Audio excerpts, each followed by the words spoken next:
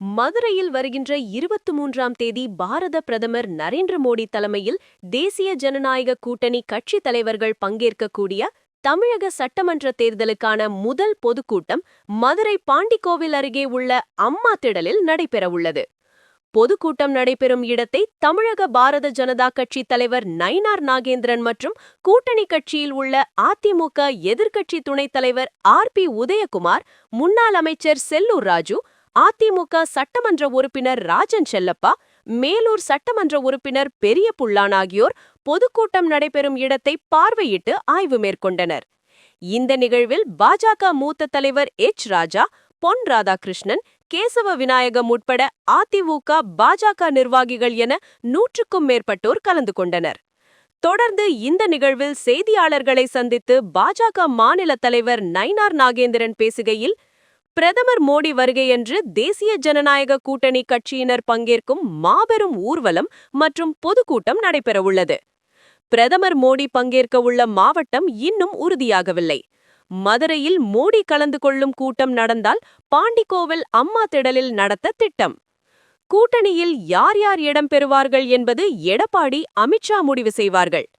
பாமக அன்புமணியோடு நாங்கள் கூட்டணி வைத்துள்ளோம்.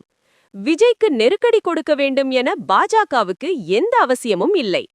பழைய பராசக்தி படத்திற்கும் கூட சென்சார் போர்டு பல தடைகள் கொடுத்திருக்கிறது. காங்கிரஸ் கட்சி செய்வதையெல்லாம் நாங்கள் செய்ய மாட்டோம். திமுக அகற்றப்பட வேண்டும் என்பது மட்டுமே எங்களுக்கு நோக்கம். கூட்டணி ஆட்சி என நாங்கள் சொல்லவில்லை.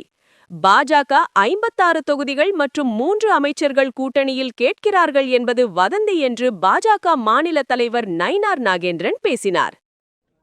சட்டமன்ற தேர்தலில் தேசிய ஜனநாயக கூட்டணியுடைய ரேலி, மாபெரும் பொதுக்கூட்டம் 23ஆம் தேதி நடைபெற இருக்கிறது. மாண்புமிகு பாரத பிரதமர் நரேந்திர மோடி அவர்கள் அதில் தலைமையேற்று உரையாற்ற இருக்கிறார்கள். தேசிய ஜனநாயக கூட்டணியில் உள்ள கட்சிகள் எல்லாம் அதில் அங்கம் பெறும். அது சமயம் இந்த இடங்களை தேர்வு செய்வதற்காக அது மதுரையில் இந்த இடத்தில் நடத்தலாமா அல்லது சென்னையில் நடத்தலாமா அல்லது திருச்சியில் நடத்தலாமா என்கின்ற விதத்தின் அடிப்படையிலும் இன்றைக்கு இந்த இடத்தை பார்வையிடுவதற்காக வந்திருக்கிறோம். அண்ணா திராவிட முன்னேற்ற கழகத்தினுடைய அமைச்சர்கள் மதிப்புக்குரிய செல்லூர் ராஜா அவர்கள், உதயகுமார் அவர்கள் மற்றும் ராஜன் செல்லப்பா அவர்களும் வந்து கலந்து இந்த இடத்தை மதுரையாக இருந்தால் இந்த இடம் தேர்வு செய்யப்படும் என்பதை சொல்லியிருக்கிறோம்.